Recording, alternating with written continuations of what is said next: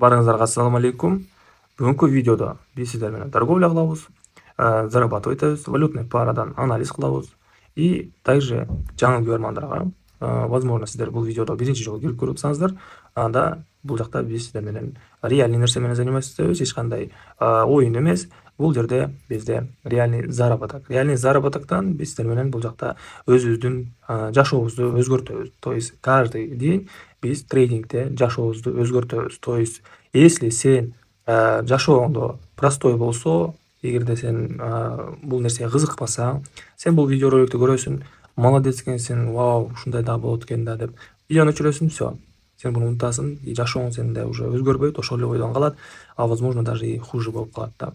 Ошон үчүн не суть, давайте биз сиздер менен торговлябызды баштайбыз. Биз сиздер менен бул жерде четкий психология менен, четкий дисциплина менен торговля кылып зарабатывайбыз. Балансыбызда бизде $30, эң минимальный пополнение кылдым $30, и бул видеодо биз сиздер менен $30 хотя бы $200 чейин көтөрүшүбүз керекпиз.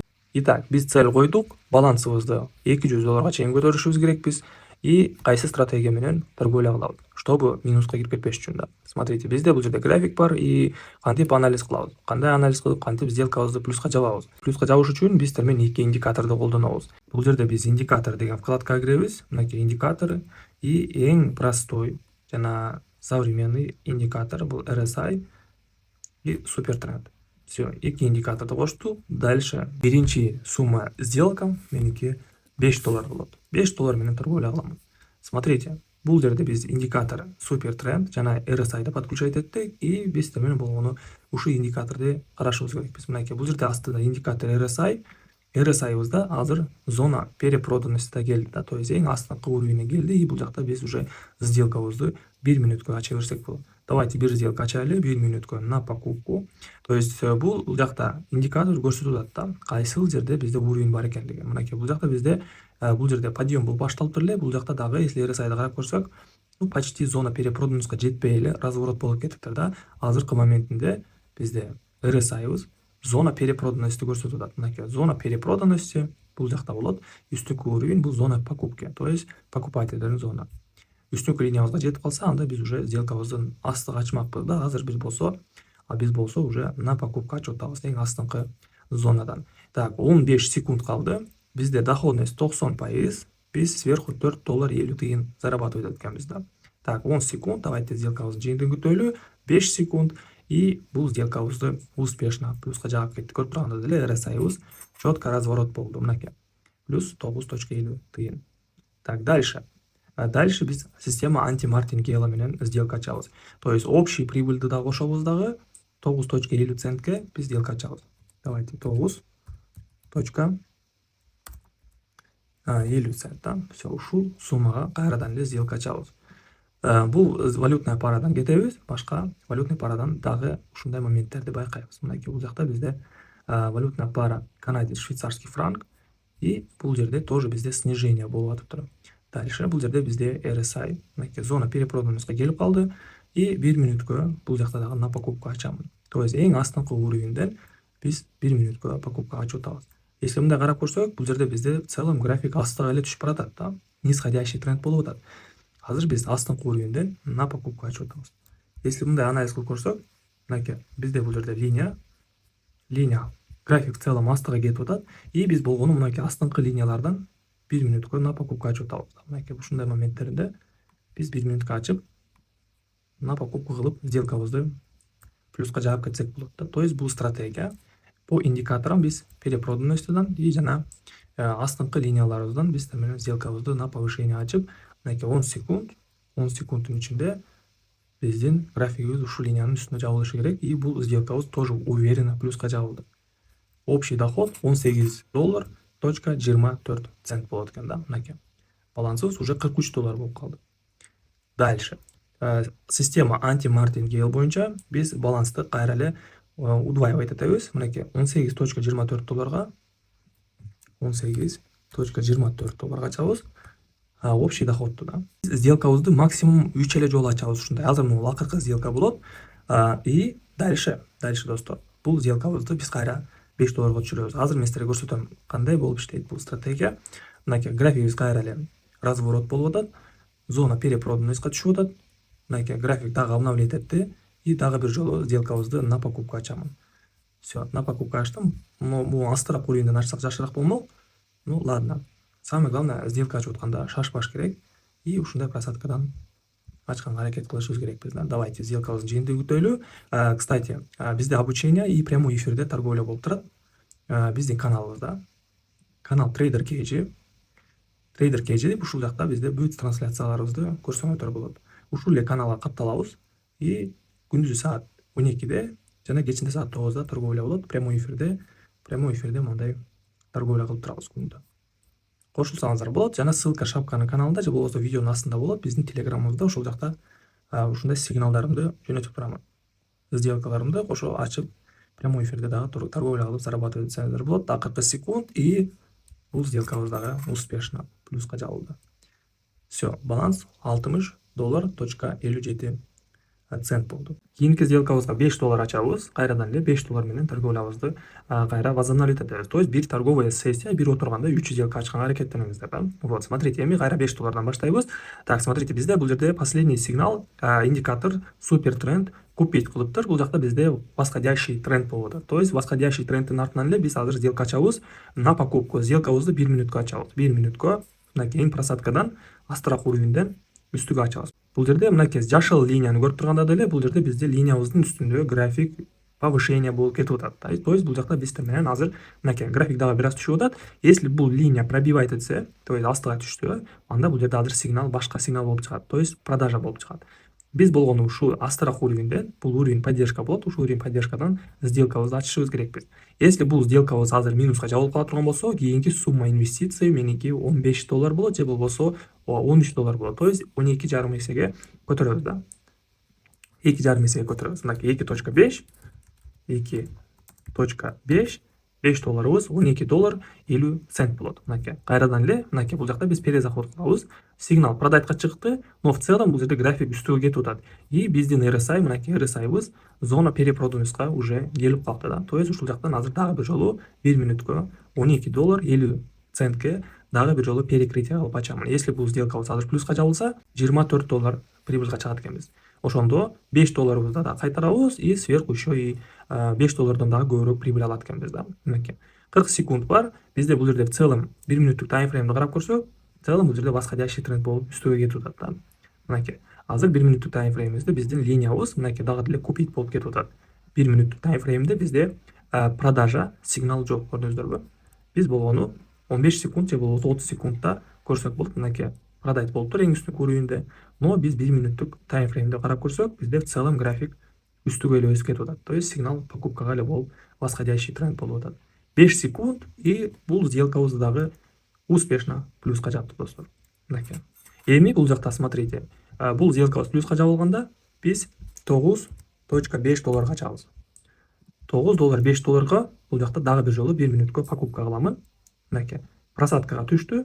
Просадкадан эми кайра разворот болуп үстүгө кетип атат. Если биз 15 секунддук же 30 секунддук таймфреймди карап көрсөк, мынакей биздин RSI'быз зона перепроданностудан уже кайтып атат. Разворот болуп атат и развороттон биз дагы продолжениеге ачып атабыз. График үстүгө кетет деп. Мынакей 15 секунддук же 10 секунддук таймфреймди карайлы. 30 секундтун ичинде биздин сделкабыз плюска чыгат. Биздин задачабыз достор, бул видеодо балансты $200 же болбосо $150 жеткизишибиз керекпиз. Ушундай сделкаларымды жана обученияларымды прямой эфирде торговля кылып, прямой эфирде чогуу совместно торговля кылабыз.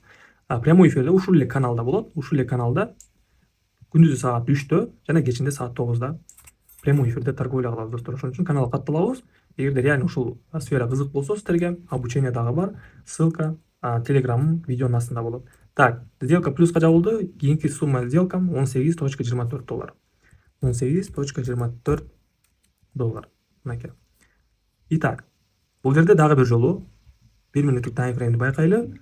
Мынакей 1 минуттук таймфреймде восходящий тренд дагы деле болуп атат. Дагы бир жолу покупкага ачамын. То есть трендтин артынан ачып атабыз. Ошондуктан бул индикатор супер тренд, көрдүңүздөрбү? Супер тренд. Тренд деген бул эмне? Тренд деген бул мынакей. Бул жерде график астыга түшүп кетип атат. Бул тренд болот. Нисходящий тренд. А восходящий тренд деген мынакей. Восходящий тренд вниз. Көрдүңүздөрбү? Бул жерде сигнал продать болгон и бул жактан бери график астыга эле түшүп кетип аткан. а бул жерде купить и купить болгондо график үстүгө эле өсүп кетип атат. Азыр болсо мынакей бир аз график астыга түштү, уровень поддержкабызга, ушул линиябызга, и бул жакта уже разворот болуп кетип атат. То есть продолжение трендке ачып атабыз. Давайте сделкабыздын жыйынтыгын күтөйлү. Если бул сделкабыз азыр плюска жабылса, биз кайра эле 5 долларга түшүрөбүз. Биздин инвестициябызды. Так, 5 секунд, 3 секунд, и бул сделкабыз железно 100% плюска жабылды. Балансыбыз уже 92 доллар 59 цент. Все. Кайра эле 5 долларга түшүрөмүн сумма инвестициямды. И дагы бир жолу покупка кылам. Дагы бир жолу 1 минутка на повышение качам. То есть восходящий тренд бизде дагыдан эле уланып кетип атат. Бизде сигнал купить и RSI дагы мынакей көрсөтүп атат. Нейтральный уровеньде түшүп туруп, и кайра восходящий трендти улантып кетип атат. Достор, мынакей бул менин каналым YouTube. Ушул каналга катталабыз. Ссылка шапканын профилинде болот, же болбосо описание комментариянын башында тапсаңыздар болот да. Бизде күндө трансляция, мынакей трансляцияга кирсеңиздер, күндө 2 маал прямой эфирде торговля кылып турабыз. Мынакей көчөгөнө торговля болгон. Мынакей. Так, сделкабыз плюска жабылды. Мынакей историяны карап көрөлү. Мынакей акыркы сделкабыз дагы плюска жабылды. Все.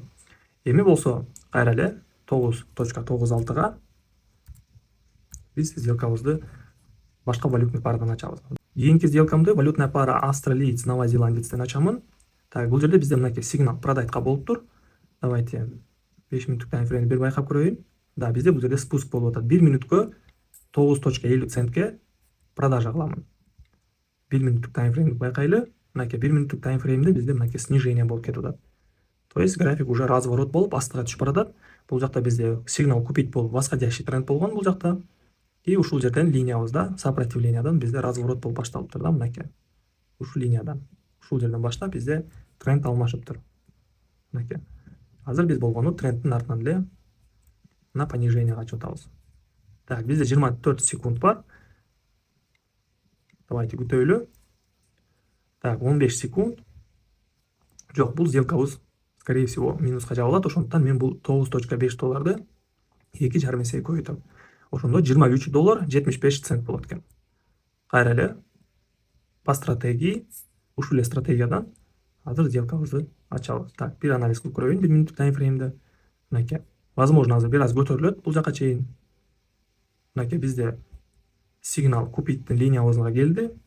Если бул линиябыздын үстүнө жабылса, бул жакта сигнал покупкага чыгат. Күтөйлү, шашпайбыз.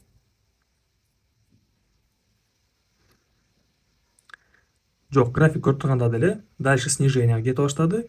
1 минутка 23 доллар 75 центке 2,5 эсеге көбөйтүп туруп, мен дагы бир жолу сделка на понижение ачам. Анткени продать сигнал болуп чыгып атат, и RSI тоже бизде мынакей снижениега түшүп атат. 5 эле секунд калды, и бул сделкабызды плюска жаап кеттик. Биз предыдущий акыркы сделкабыз минуска жабылганды кайтардык, и сверху плюс еще и прибыльга чыктык да. Мынакей. Балансыбыз уже 104 доллар 94 цент. Кайра эле бул жакта мен сумма инвестициямды 5 долларга түшүрөмүн. И дальше торговлябызды улантабыз. Смотрите, ушул эле валютная парада мынакей бизде снижениега түшүп атат графигибиз. 1 минутка продолжение ачамын. Все, вниз ачтым. Дагы бир немаловажный момент. Ушундай графикти көрүп атсаңыздар, сигнал мынакей чыкты, жаңы эле продайтка болуп да, сразу эле сделка ачпайбыз. Же болбосо перезаход кылышыбыз керекпиз да. Жакшыраак точкадан. Мынакей бул жерде бизде график түштү.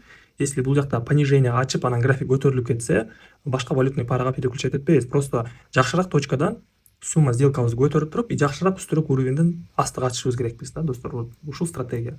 Негизи стратегия иштей берет. Просто удобный точка, жакшы точкадан биз всегда ача албайбыз да. Кээде муяктан ачып калышы мүмкүнбүз, а график үстүгө көтөрүлүп кетет. И 1 минуттун ичинде үстүдө туруп туруп, анан сделкабыз минутка жабылып калышы мүмкүн. Ошондуктан сумма сделкабызды көтөрөбүз дагы, и жакшыраак үстүрөөк уровеньден сделка ачканга аракеттенебиз. Так, сделка плюска жабылды. Дальше 9.6 долларга дагы бир жолу сделка ачамын. Давайте башка валютный параны карап көрөлү. Кийинки сделкабызды валютная пара канадец, швейцарский франктан ачабыз. Смотрите, бул жерде бизде кандай болуп атат момент. Бул жерде вроде бы продать дагы бар, купить дагы бар, продать болуп туруп дагы бир жолу купить болуп атат. Бул жакта үстүрөөк уровеньден мен 1 минутка 9.6 центке понижение ачамын. То есть продавать этемин. Бул жерде бизде кандай стратегия болот? Бул жерде стратегия элементарный, бул жерде скальпинг болуп атат. То есть мынакей бул жакта бизде графигибиз скальпинг болуп ойноп атат да. То есть бул жакта мынакей бир повышение, понижение, повышение, понижение, повышение и кайрадан үстүрөөк көргөндө мен дагы бир жолу снижение ачып атам. То есть мурунку эле ситуацияларды байкап туруп эле үстүрөөк көргөндөн кайталанып аткан моментте сделка ачып атам. Мынакей. Давайте сделкабызды байкап көрөлү. Керекпиз. Так, 2 секунд и бул сделкабыз дагы успешно плюска жабылды. Так, эми кийинки сделкабыз 18.43 цент болот. 18.43 цент. Все. Эми болсо, азыр бул жерде биз астыраак көргөндө на повышение ачсак болот да. Кайталанып аткан моменттен, но көрүп тургандай деле график ортодо турат. Ошондуктан давайте башка валютный параны карайлы. Валютная пара Новая Зеландиец доллардан ачабыз. Бул жерде бизде кандай момент болуп атат? Бул жакта бизде нисходящий тренд болгон, мынакей предпоследний сигнал продайтка болгон и график астыга эле түшүп кетип атат. Дальше бул жакта бизде сигнал уже купитке чыгып атат и бул жерде бизде азыр үстүнкү уровень сопротивленияда, мынакей кызыл линияда накапливаться этип атат. Бул жактан биз продолжение ачабыз, то есть уже разворотко. 1 мүнөткө 18 доллар 43 центке мен 1 мүнөткө покупка кыламын. Давайте дагы бир жолу анализ кылайлы. Мынакей бизде бул жакта линия нисходящий болуп атат, график астыга эле түшүп баратат. Дальше бул жерде бизде мынакей RSI зона перепрода эмес болду и бул жакта резкий разворот болду. Мынакей купить сигнал чыкты. Дальше мынакей линиябызга келди, красный линиябызга и бул жакта бизде накопление болуп атат. То есть бул накопление бул үстүнкү уровенибизди, продавецтердин уровенибизди пробитие кылып дальше ростко кетейин деп атат да. Ошондуктан мен бул жакта сделкамды на повышение ачтым. Давайте байкайлы. Сделкабыз канча мүнөт калды? 5 эле секунд калыптыр. И бул сделкабыз так аябай опасный болду. Мынакей акыркы секундда бул жерде минуска жабылып калды. Так, ладно, эч нерсе эмес. Бул жакта биз сиздер менен дагы бир жолу 2,5 эсеге көбөйтөбүз. 46 доллар 0.8 центке мынакей кайра эле ушул анализ боюнча уже астыраак уровеньден ачамын. Мынакей ушул жерден ача берели. В целом айткандагыдай эле стратегия бизде бул жерде алмаша элек. Нисходящий тренд болуп келген, продать болуп келген. Дальше бул жакта бизде RSI зона перепрода местодан разворот болду и сигнал покупкага чыкты. То есть бул жерде график азыр үстүгө кетиш керек, мондай волна болду. И астыраак уровеньден эле кайра бир жолу перезаход кылып атабыз. Самое главное, максимальный просадканы күтүшүбүз керекпиз да. Мынакей ушул жашыл линиябызда астыда жашыл линия турат го, ушудан ачсак жакшыраак болот. Так, 5 секундка коебуз. Сделкабыздын жабылышын күтөлү. Бизде 20 секунд бар. Эң башчысы достор, бул видеону кайрадан эле көрүп ушул стратегияны применять этсеңиздер болот. Мынакей сделкабыз плюска жабылды. Самое главное ушул стратегияны колдонуп сиздер дагы кайталап үйрөнүп алсаңыздар болот. Самое главное бул жерде опытты көтөрүш керек. Күндө торговля кылып, эгерде сиздер ушул стратегияны колдонууңуздар келсе, бул жерде демо счет деген бар. Мынакей демо счет менен пробовать этип үйрөнсөңүздөр болот. Ссылка бул сайттын ссылкасын видеонун астына же болбосо комментариянын астына калтырып коёмун. Ошол жактан регистрация өтүп, промокод TraderKG деп жазсаңыздар, сиздерге менден подарок болот. Каждый при пополнении бонус берилет 50% и биздин VIP чатыбызга дагы кошулуп алсаңыздар болот. Кайра сумма сделкабызды 5 долларга түшүрөбүз и кийинки сделкабызды башка валютный парадан карайбыз. Мынакей валютная пара канадец, японская иена, OTC и бул жерде бизде мынакей азыр бизде покупкага чыкты и бул жактан 1 мүнөткө покупка кыламын. 1 мүнөткө на повышение и бул жакта дагы бизде RSI мынакей зона перепроданности түшүп, ушул жакта ойноп, анан кийин разворотко кетти. В целом бул жакта дагы эле ушундай ситуация болуп атат. Продать болгон, график астыга түшүп келип, RSI-бызга келди уровенибизге и бул жакта бизде разворот болуп башталды. То есть биз деле ушул сигналдын артынан развороттон сделкабызды на покупка кылып ачып атабыз. 1 мүнөткө. Давайте байкайлы кандай сделкабыз жабылат экендигин. Так, 10 секунд и бул сделкабыз дагы успешно плюска жабылды достор. Дальше кайрадан эле сумма инвестициябызды 9.6 кылабыз. 9 доллар 60 цент и дагы бир жолу 1 мүнөттүк таймфреймди байкайлы. Мынакей разворот болуп башталды и дагы бир жолу мен покупкага ачамын. Мынакей көрдүңүздөрбү? Бул жерде бизде мондай вымпел болуп атат. Подъем болуп, түшүп туруп, накапливается 3 дагы бир жолу подъемго кетти. И графиктин артынан эле 1 мүнөткө дагы бир жолу покупкага ачып атабыз. Так, бул сделкабыз минуска жабылды. Так, бул жакта биз 2,5 эсеге көбөйтөбүз 24 долларга. Азыр болсо бул жакта уже мынакей көрдүңүздөрбү? Бул жакта график астыга кетчүдөй болуп атат. Давайте дагы биз просадканы күтөлү. Астыраак уровеньден дагы бир жолу перезаход кылабыз. Бизде мынакей бул жактагы максимумубуз обновление болбой калды. Бул жакта бизде продать линиябыздын сопротивлениясы мынакей кызыл линия ушул жерден башталган и кайра эле ушул кызыл линиябызга келип туруп калды. 30 секундту байкайлы. Мынакей 30 секундтук таймфреймде мынакей кызыл линиябызды пробитие кыла алган жок. И график астыга кетип атат и бул жакта 24 долларга уже разворотко астыга ачамын 1 мүнөткө.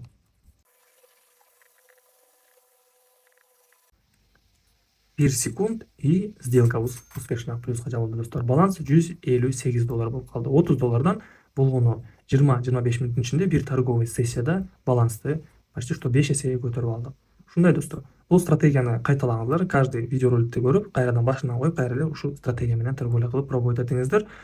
И биздин прямой эфирибизге кошулуңуздар достор. Каналыбызда күндө 2 маал, күндүзү саат 3-тө жана кечинде саат 9-да прямой эфирлерде торговля кылабыз. И биздин телеграмыбызга да катталып алыңыздар. Ссылка видеонун астында же болбосо комментариянын башында болот. Сиздер менен мен Нурсултан. Эми кийинки видеороликте көрүшөбүз жана прямой эфирде торговлябызда көрүшөбүз. Лайктан басыңыздар. Assalomu alaykum.